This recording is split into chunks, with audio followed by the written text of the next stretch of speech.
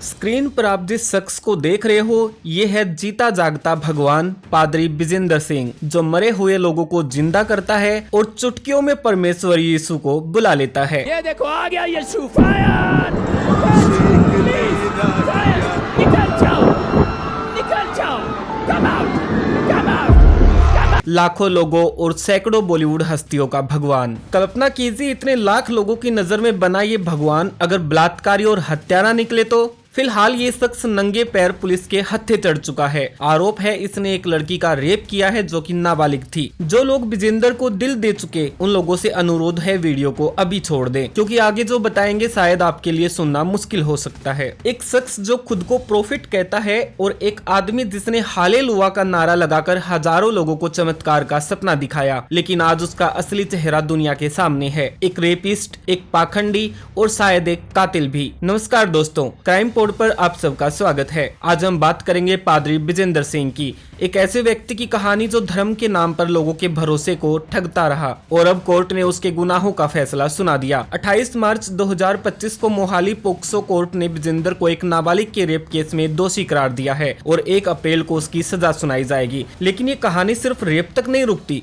इसमें एक पुराना मर्डर केस भी जुड़ा है। तो चलिए एक एक करके पाखंड के सारे पर्दे हटाते हैं। दरअसल ये शख्स एक सेल्फ प्रोक्लेम्ड पास्टर है जो पंजाब के जालंधर में अपना चर्च चलाता है, church of glory and wisdom. Vijender का दावा था कि वो बीमार लोगों को ठीक कर सकता है, दुख दर्द दूर कर सकता है। स्टेज पर वो चिल्लाता है हालेलुया, यीशु सब ठीक कर देगा, और लोग भीड़ में रो पड़ते हैं, उस पर भरोसा भी करते हैं। लेकिन ये चमत्कारी बाबा असल में एक अपराधी था जो अपने ही फॉलोअर्स के साथ घिनौने खेल खेल रहा था। 2018 में विजेंद्र का पहला गुनाह सामने आया जब जीरकपुर की एक महिला ने उस पर सेक्सुअल असोल्ट और रेप का आरोप लगाया। केस चला और विजेंद्र को दिल्ली एयरपोर्ट से अरेस्ट किया गया जब वो लंदन भागने की कोशिश कर रहा था। लेकिन अब 2025 में एक और बड़ा खुलासा हुआ। मोहाली पोक्सो कोर्ट ने उसे एक नाबालिग के रेप में दोषी पाया है। जी हाँ, एक मासूम बच्ची के साथ ये घिनौना काम। और कोर्ट ने साफ कहा कि विजेंद्र गलती है। 1 अप्रैल को सजा सुनाई जाएगी। लेकिन रुको, ये सिर्फ शुरुआत है। विजेंद्र का एक और पुराना कांड है जो अब लोगों के सामने आया है, एक मर्डर केस। 2000 की बात है। विजेंद्र सिंह जो तब एक हिंदू जाट परिवार से था, एक मर्डर केस में जेल में बंद था। ये केस की डिटेल्स अभी पूरी तरह से सामने नहीं आई है, लेकिन ये कहा जाता है कि इसी दौरान उसने क्रिश्चियनिटी अपनाई। जेल से बाहर आने के बाद उसने अपने आप को प्रोफिट बनाया।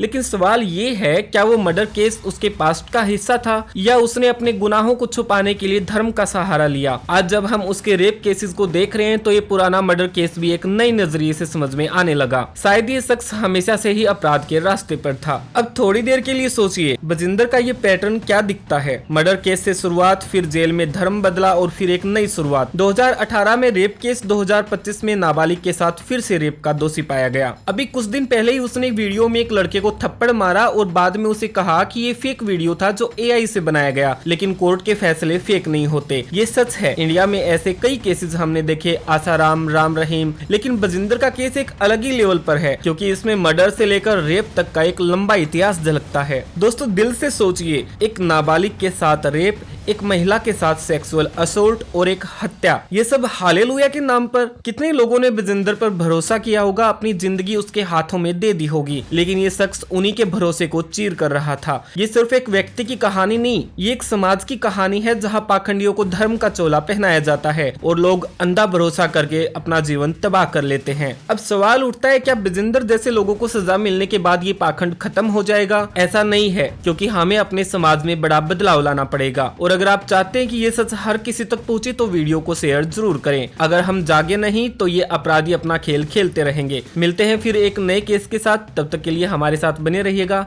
नमस्कार।